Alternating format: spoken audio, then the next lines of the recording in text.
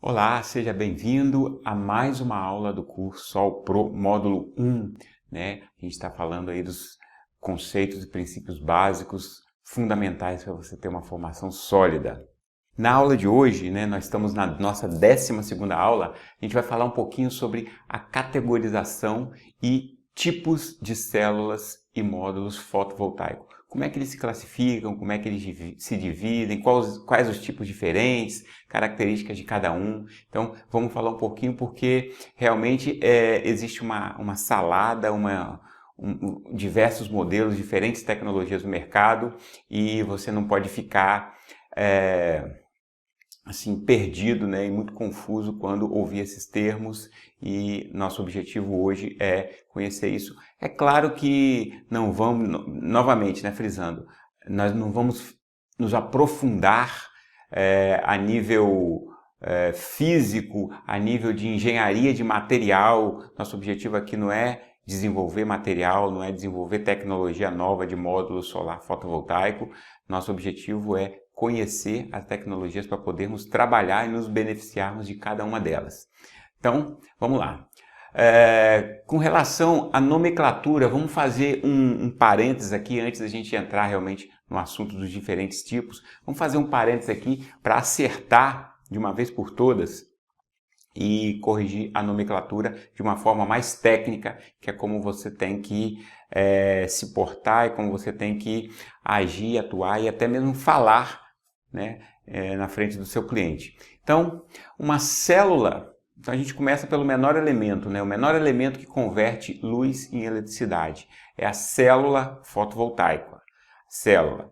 Então, um arranjo, um conjunto de células, eles formam um módulo fotovoltaico, que é o que a gente comumente chama de placa ou painel, muitos, né? É o que a gente compra. Então, assim, um módulo fotovoltaico de silício policristalino de 250 watts pico ou de 300 watts pico. Ou seja, em outras palavras, é aquele componente que é o mais visível, que fica montado lá no telhado. Você faz um arranjo de vários módulos, né, e acaba formando o que a gente chama de painel, ou seja, painel é um conjunto de vários módulos numa ligação em série. Então, se você ligar vários módulos em série, você forma uma string, como você está vendo aí no slide. Ou pode ser ligados em paralelo também, para você ter um ganho na capacidade de corrente. Tá? Eles são montados normalmente em cima do telhado, né, no caso de instalações residenciais, ou em uma estrutura de chão, no caso de instalações maiores, onde tem uma área disponível para ser ocupada pelos painéis. E aí um arranjo de vários painéis, né, ou também chamados de mesas, acaba formando uma usina fotovoltaica, uma usina geradora. Então, um conjunto de muitos painéis totalizando uma grande potência elétrica. Então, vamos ver aí uma figura, uma imagem de cada um deles, começando pela célula. Então, você vê que realmente ele é o menor elemento, tá aí uma pessoa segurando uma célula na mão. Você pode ver que o tamanho dela, então, é bem reduzido. E aí, se você faz um arranjo, né, uma montagem de várias células, você tem um módulo fotovoltaico. Então, você vê aí um módulo numa montagem, numa estrutura, num frame, que é bem comum, né? Um frame de alumínio, tá? Uma estrutura em volta dele de alumínio. Ele tem uma cobertura transparente, que pode ser vidro ou acrílico, e ele tem uma parte de trás, tá? Em acrílico, ou em plástico, uma parte de trás, que é onde ele recebe a montagem das células. Então, esse aí é o componente, talvez o componente mais famoso, né, mais popular, mais comum do sistema fotovoltaico, é o módulo. E aí um arranjo de vários módulos, né, forma um painel, beleza? E se você tiver então vários painéis, né, ou também chamados de mesas, esses arranjos, né, de módulos aí ligados numa estrutura de inclinação, você tem um enfileirado um atrás do outro aí, para formar uma grande área, né, para obter uma grande potência elétrica.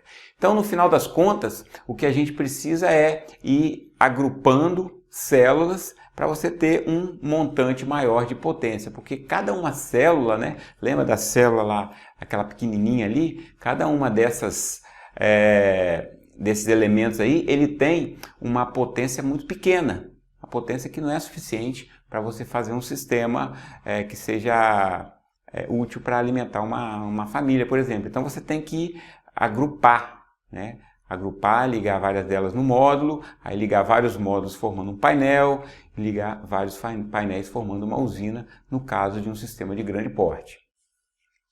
Beleza, então acertada essa nomenclatura aí, a gente vai agora falar um pouquinho da classificação dos materiais com relação ao tipo da camada absorber, que é a camada que define a tecnologia que está sendo usada naquele painel. Então, vocês lembram que nesse componente aí, nessa camada que acontece a separação dos elétrons, né, onde a gente viu na aula passada, princípio de funcionamento. Então, o tipo de camada absorber define o tipo de tecnologia. Então, começando com a mais comum de todas, que é a de silício cristalino. Provavelmente é a que vocês vão trabalhar, né? Se você for trabalhar nas instalações comerciais, você vai trabalhar com as de monocristalina, a não ser que você caia numa especificação bem restrita, um caso bem típico, bem específico, onde você precisa de um outro tipo de tecnologia. Mas as de silício cristalino, os cristais de silício, eles podem ser único, um monocristal, e aí esse monocristal ele é fatiado para formar as bolachas, né, as pastilhas. Ele pode ser policristalino, ou seja, um arranjo de vários cristais, de forma que ele acaba recebendo essa coloração e esse tom aí todo desuniforme. Você vê que o primeiro, o monocristalino, ele é bem uniforme, é todo escuro, praticamente numa cor única, e ele tem aqueles espaçamentos ali entre as células que acabam desperdiçando um pouco de área do painel. Tá? Acaba que o monocristalino, o processo de fabricação, né, um cristal único, faz com que as células elas tenham uma tendência a serem cilíndricas. E aí, com essa tendência cilíndrica, quando você vai montando uma fatiazinha circular do lado da outra, acaba tendo esse desperdício de área na junção entre uma célula e outra, como você pode ver nesse módulo. Já o outro módulo policristalino, ele tem uma coloração azulada, mas isso aí também depende e ela pode ser obtida em outras cores, porque a coloração azulada é a que obtém esse maior rendimento. Mas, de qualquer forma, o que caracteriza ele são essas rajadas, né? Ele não tem um tom único, ele é bem misturado aí, essa coloração. E tem também a tecnologia de silício amorfo, onde ele não tem uma forma cristalina única e ele tipicamente utilizado em filmes finos, pode ser utilizado em filmes finos ou filmes finos pode ser montado em uma estrutura de vidro rígida ou em uma estrutura flexível, como você pode ver nessa figura aí, onde ele está sendo montado em mantas, né? Então essas mantas elas são coladas em cima do telhado, em cima da estrutura, e ela tem a possibilidade de se adequar à arquitetura. Tá? A gente vai ver mais à frente numa aula especificamente sobre soluções arquitetônicas. Beleza. Então, continuando aí na classificação quanto ao tipo de material, se você não estiver trabalhando com o silício, uma outra opção é o telureto de cádmio, né? Ele tem um tom bem escuro, um tom bem bonito, e ele também é montado em frames de vidro, em sanduíches, né, de vidro. Os módulos, eles por causa disso são um pouco mais pesados e ele tem uma aparência estética um pouco mais sofisticada, um pouco mais bonita. Tá? Um outro tipo de material é o diseleneto de cobre, índio e galho, ou CIGS, como é conhecido aí mais popularmente no mercado. Ele tem um nível de eficiência maior, é 20% mais eficiente, né, conseguido em condições de laboratório. Comercialmente, fica um pouco abaixo, mas de qualquer forma é uma tecnologia que apresenta um rendimento maior. Ele também tem as soluções de montagem em estrutura rígida e em estrutura flexível, como você pode ver nos dois exemplos aí da figura, mas por uma questão de preço ele é um pouco mais caro, né? Devido ao processo de fabricação que não consegue se baratear tanto. Os elementos, inclusive da matéria-prima, eles são elementos mais raros e mais caros.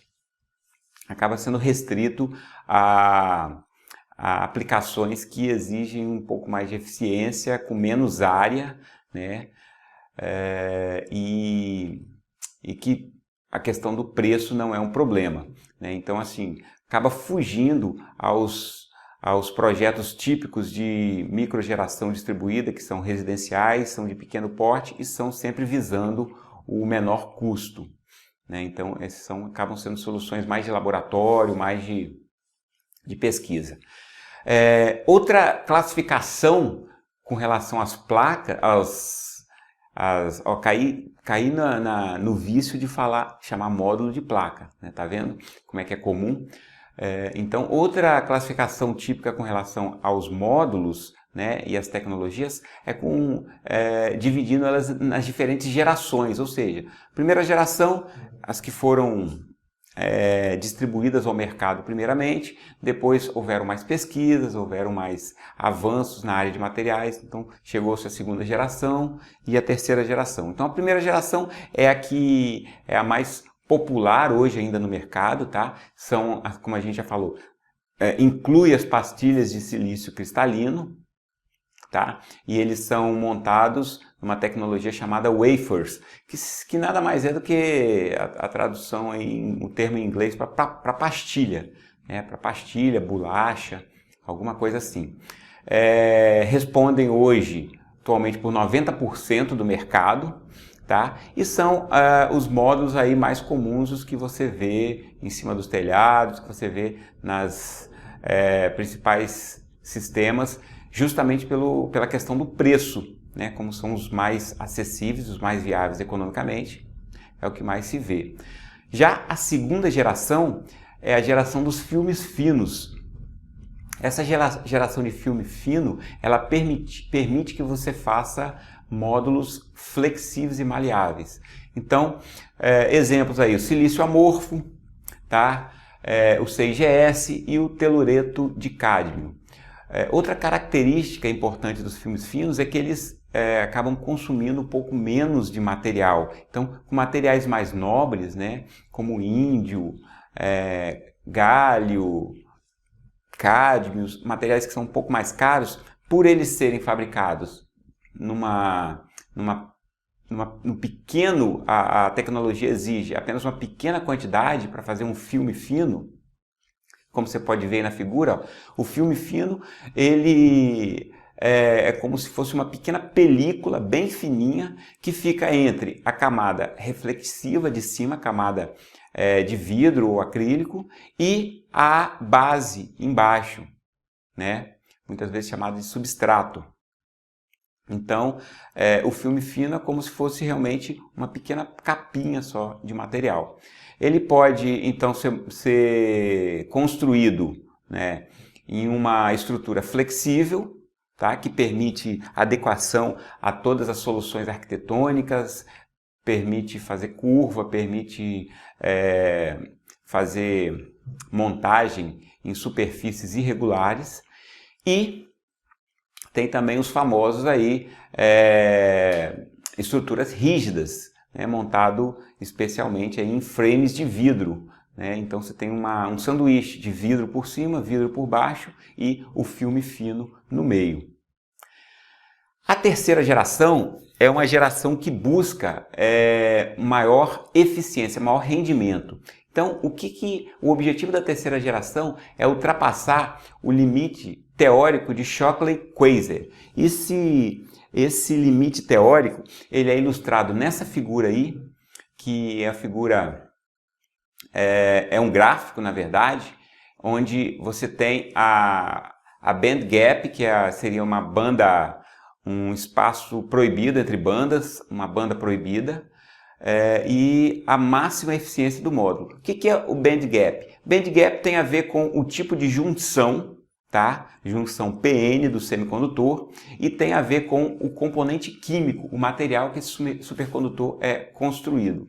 Então, o que diz o limite de Shockley-Queisser? Ele fala o seguinte, que ele situa a eficiência máxima de um sistema, de uma célula, em 33,7, que é onde está dando aquele pico ali na curva, na figura aí que você vê nesse gráfico. Assumindo uma única junção PN com um band gap de 1,34 electrovolt. Então, 1,34 electrovolt é o ótimo, o ponto máximo de rendimento, segundo...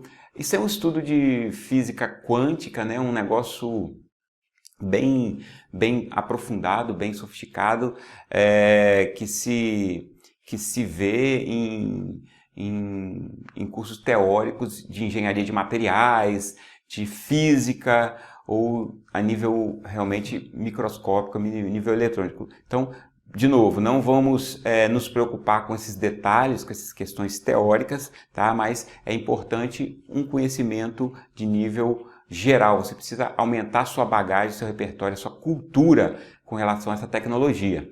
Por isso que a gente está falando isso aí. Então, não estressa também com todos esses detalhes, eles não são relevantes para nós atuarmos no setor. Então, o que eu estava falando, se você tiver então, uma irradiação solar incidente de 1000 watts por metro quadrado, somente 33,7% será convertido em eletricidade. Ou seja, se for construído um módulo fotovoltaico de 1 metro quadrado, ele só pode gerar no máximo 337 watts. Tá? Aí você pode falar, pô, mas eu já vi módulos de 350, por que foram ultrapassados? Bom, pelo seguinte, porque ele não tem 1 metro quadrado, ele tem de 1,5 a 2 metros quadrados, esse tamanho padrão que a gente encontra por aí comercialmente. Mas, então, continuando ali na descrição, o material usado em célula fotovoltaica mais comum é o silício, né? Como a gente sabe. Ele tem uma banda um pouco mais desfavorável, ele não está situado ali no 1,3, ele está situado em 1,1 electrovolt, é uma característica do silício. Então, acaba diminuindo o máximo valor teórico de rendimento de um módulo para 29%. Tecnologias modernas como o silício monocristalino têm eficiência em torno de 22% no módulo. Tá?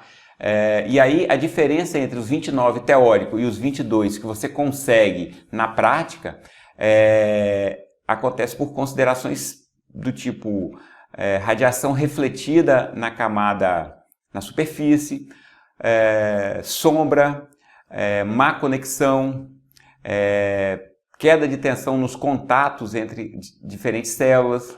Então, uma coisa é obter-se uma eficiência teórica de 29% em laboratório, outra coisa é você ter um módulo real montado na prática. Ele fica um pouco abaixo desses 29%, que é o máximo para o silício. Então fica em torno aí de 22 e pouco. Agora, o silício é o mais comum, né? Mas a gente tem outros materiais, inclusive o silício não é nem de terceira geração. Terceira geração, ó, vamos voltar lá, lembra, ó, o objetivo é ultrapassar o limite de Shockley-Queisser, ou seja, ultrapassar os 33,7. Então o silício não ultrapassa, o silício é a primeira geração ainda, lembra? Já materiais e tecnologias construtivas, como o arseneto de galho, por exemplo, GaAs, com uma única junção, ele consegue ultrapassar esses 33,7%. Consegue chegar nos 34%, 35%. Agora, semicondutores multijunção, né, com duas junções PN, ou 3 junções PN, ou 4 junções PN ou mais, eles podem chegar até o recorde atual, que é de 46% de rendimento em uma célula de junção quádrupla, tá? 4 junções PN. Então, essas informações elas estão reunidas no gráfico do National Renewable Energy Laboratory, que é um órgão, é uma sigla que significa NREL, NREL, que é uma sigla que significa Laboratório Nacional de Energias Renováveis, é um órgão do governo americano, e ele reúne o resultado de pesquisa aí de vários, nos últimos 40 anos. Então, nessa figura aí, que você pode ver um pouco maior aqui, né, a gente tem a concentração de diferentes tecnologias, tá? Essa figura vai estar no material disponível para download para você. Então, eu não vou entrar em detalhes aí, mas os pontos de interesse são que ele começou a ser monitorado lá, o início da base de dados dele começa em torno de 75, 76 e ele está atualizado até 24 de março, né? Até bem recentemente, agora até 24 de março de 2017, e o máximo ponto teórico alcançado ali de eficiência foi 46% na tecnologia de junção quádrupla. Então, a legenda aí, vocês podem ver os vários tipos de tecnologias, os vários tipos de células, e serve como uma referência aí de técnica de consulta e também para informação geral. É importante destacar nesse gráfico do NREL que ele reúne resultado de pesquisa dos últimos 40 anos, ele aplica, isso aí são resultados de condições controladas de laboratório, então não são de módulos comerciais, são de células fotovoltaicas em laboratório, de pequena escala, né? São protótipos de pequena escala, menor que 1 centímetro quadrado, e existe uma distância, né, entre a eficiência de pequena célula de laboratório e os módulos comerciais. Os módulos comerciais vão trabalhar com rendimentos inferiores. E beleza, essa aula é para a gente dar um panorama geral sobre as tecnologias, diferentes tipos, e na próxima aula a gente avança mais analisando, estudando essa questão da eficiência, dos tipos, aplicações, soluções arquitetônicas e sempre dentro dos sistemas fotovoltaicos. Beleza? Até a próxima aula. Tchau, tchau!